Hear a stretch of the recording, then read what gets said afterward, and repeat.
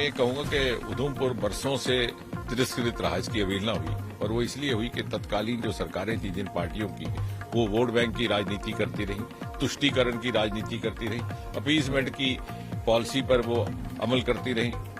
उधमपुर में ज्यादा विकास का कार्य हो तो उनके वोट बैंक को किसी प्रकार की निराशा न हो या स्वीकार न हो, इस बात को लेकर के उधमपुर को 60-70 वर्ष इंतजार करना पड़ा मोदी जी के आने का।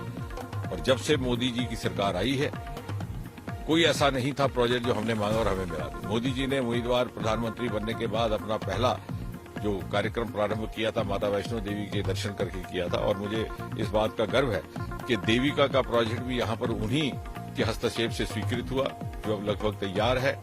और अब ये मुझे लगता है कि आने वाले समय में कुछ इतिहासकार इस बात का भी विश्लेषण करेंगे कि यही देविका नदी हमारे लिए आस्था का स्थान बरसों से बहती रही, कितनी पीढ़ियां इसके किनारे परवान चढ़ी जम पल करके, और यहीं पर मुक्ति भी प्राप्त हो गई, लेकिन किसी ने इसकी चिंता नहीं की। ये मोदी जी के आने के बाद हुआ, जो मोदी जी ने प्रण किया था कि जो क्षेत्र छूट गए हैं मुख्य धारा से, प्राथमिकता से, उनको बराबर के सतह पर ला करके विकसित किया जाएगा। इसी प्रकार ये वाहिद एक ऐसा लोकसभा क्षेत्र है पूरे देश में जहां एक नहीं, दो नहीं, तीन मेडिकल कॉलेज केंद्र की राशि से स्थापित किए गए। उनमें से उधमपुर का भी है, जिसका अगले ही वर्ष से सेशन भी शुरू हो जाएगा।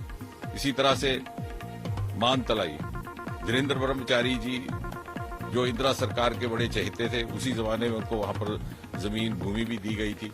उनके देहांत के बाद वो उजड़ा पड़ा था, खंडहर बन चुके थे, उसको पुनः निर्माणित करके उसको फिर से उसका सुंदरीकरण करके एक state of art wellness centre बनाने का कार्य भी इन्हीं पिछले कुछ एक वर्षों में हुआ। मानसर झील को भी टूरिस्ट डेस्टिनेशन स्वदेश योजना के तहत निर्माणित किया जा रहा है।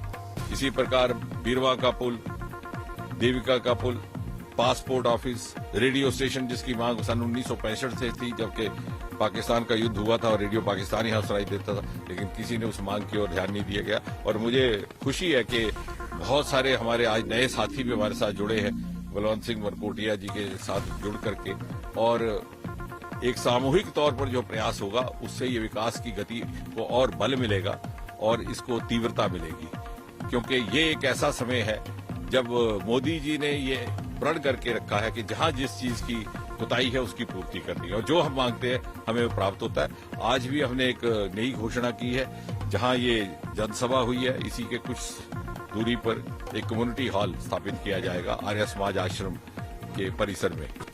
और इसी प्रकार मुझे लगता है कि आज के जनप्रतिनिधि का भी यही कार्य है कि वो खुद शोध करके ये समझे कि जनता को किस चीज की आवश्यकता है और उसका निर्माण किया जाए। जैसे पासपोर्ट ऑफिस की यहाँ से मांग नहीं आई थी, लेकिन यहाँ लाया गया, मेडिकल कॉलेज की मांग आने से पहले लाया गया। और इसी प्रकार हम सब मिलकर के एक टोली के तौर पर, एक टीम के तौर पर शोध करके, ये समय समय पर अध्ययन करके ये निष्कर्ष निकालते रहेंगे कौन सा और प्रोजेक्ट है जिसकी मांग की जा सके। मुझे विश्वास है उसकी पूर्ति भी होगी।